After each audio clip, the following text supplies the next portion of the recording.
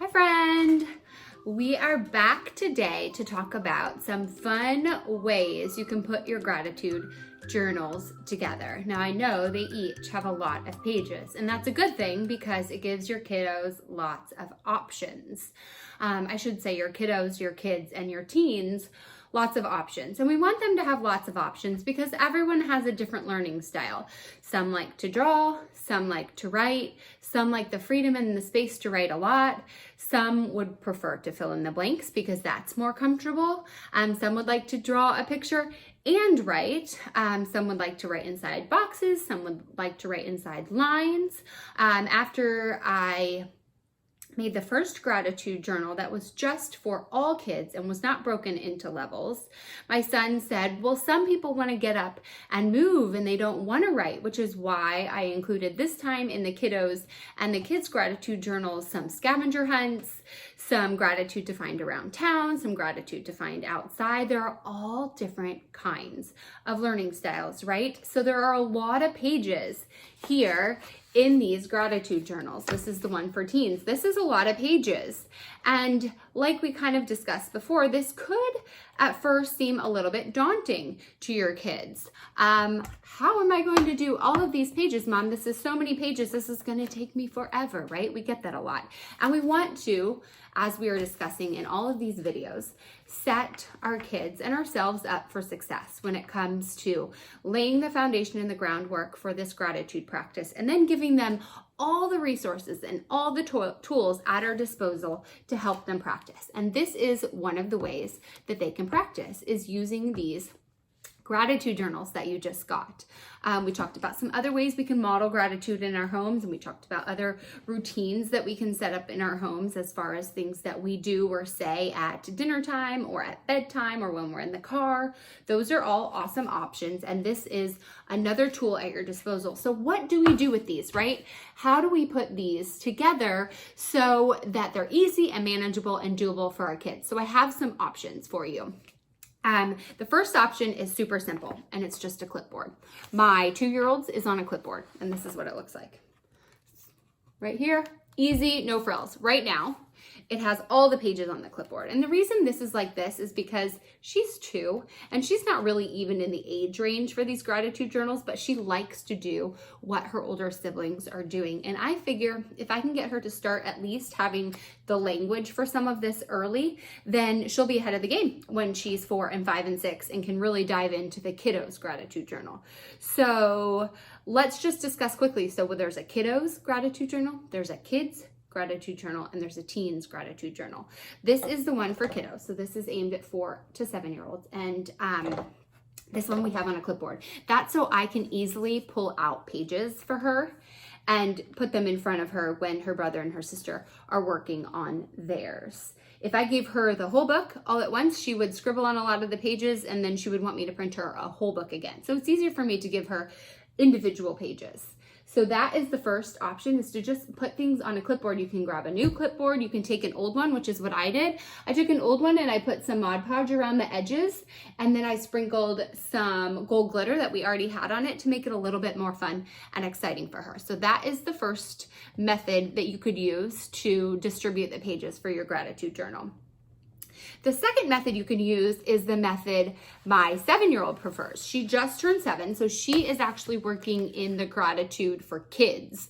She said she might want to do a few pages from this one, which is for kiddos, because she loves to draw and color, but she also loves to write. So she wanted me to print her this one, but I have a feeling she'll probably take a few pages from the one that we have for our 2-year-old.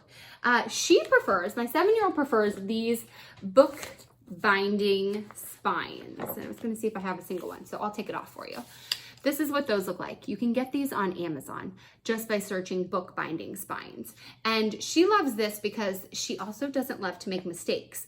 So if she does something on one of the pages that she doesn't like, or she decides she wants to change her mind, or she wants to recolor the coloring sheet, she can just slide this binder spine off. It's also kind of, you probably remember them from report covers, right? She can just slide this off, and then she can slide it back on. She also informed me that she already put this journal in the order that she wants to do it. So it's not in the order that I created it, which was not in any particular order per se, and she said she put it in the order that she wants to do it, and I can see that here that her pages are in the order that she wanted, and then that just slips on. That is so easy. Slip on, slip off.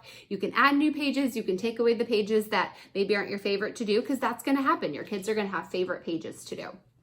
And then another way that you can put your gratitude journal together is the way that my son prefers, and this is a binder that we really like. It's a binder, but I don't know about you, but for us, if we have binders, they don't always end up on the table or on a shelf.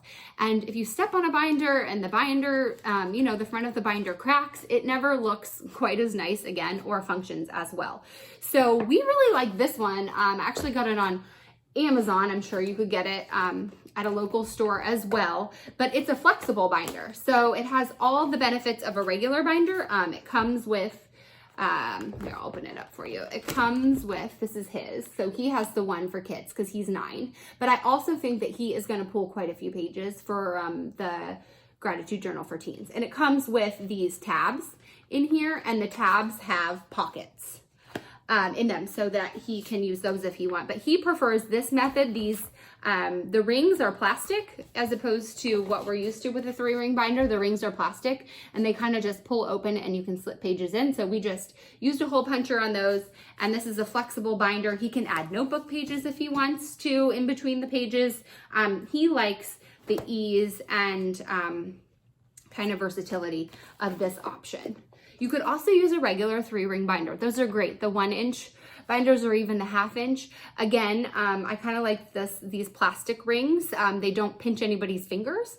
And this flexible cover just gives us a little more usability here with the younger kids.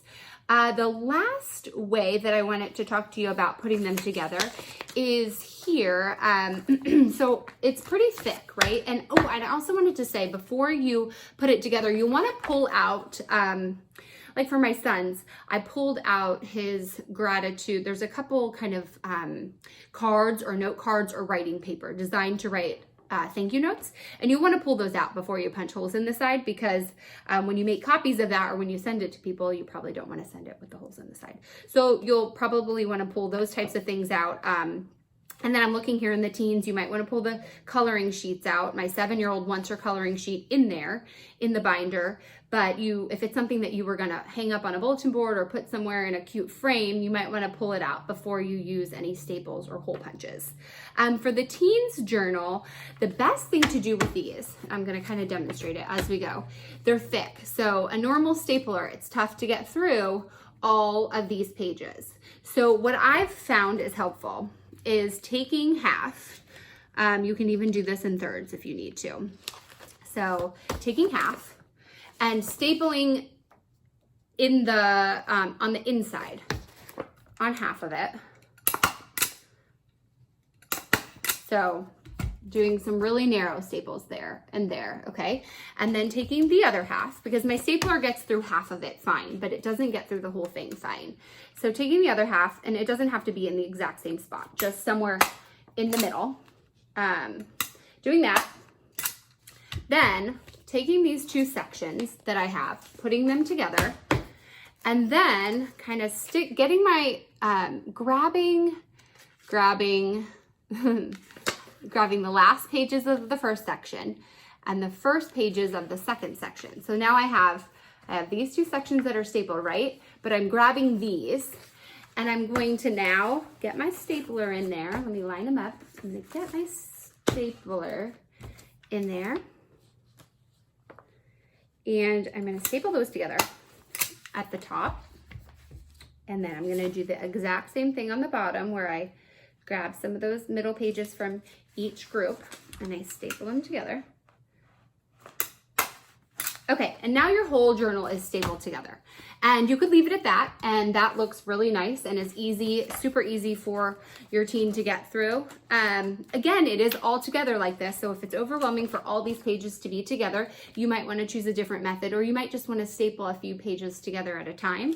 But then what we like to do to make it a little bit extra special, pretty, and to personalize it is you can take something like washi tape, or you could use colorful duct tape, and then you can just take this and you can cover up those staples. So when I'm done with it, do it for you really quick here.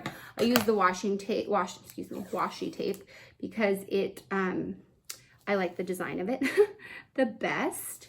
We just put that along the staples in the front. And you could also do it in the back, which is where it probably matters the most. That's where they can get a little bit pokey. And especially if you're using this method for little ones and not teens, you would want to cover up those staples so that nobody's little fingers get scratched. Now, the washi tape goes on each side like that. And it definitely does the trick on covering up the staples to make sure that they're not poking anyone. What the duct tape does better than the washi tape is the duct tape can actually go across the whole thing as more of a binding if you don't want any portions of it kind of bowing out like that. So you could, you could do a few things. You could take a few pieces of washi tape and you could just connect the back to the front if you just want it to go that method, if that's what you have. You could use regular tape for this too, and the kids could even draw on the regular tape some sort of design if you had permanent markers. But you can also do the washi tape and kind of fold it over like that on top so that your ends stay together. So those are our favorite ways to put our journals together to make them easier, more doable, and just flexible and versatile for our kids. I'll show you again really quick. You can use a clipboard and you can decorate your clipboard if you want, or buy one that's already fun. You can use a 3-ring binder of some kind. Our favorite is the more flexible binder here, and you can use the washi tape method here with staples and then tape over the staples so nobody gets scratched, or you can use the binder spine report cover method and do it that way so that you can easily add and take away pages. Those are our 4 favorite ways to set up our journals, and I can't wait to hear how you set yours up for your family.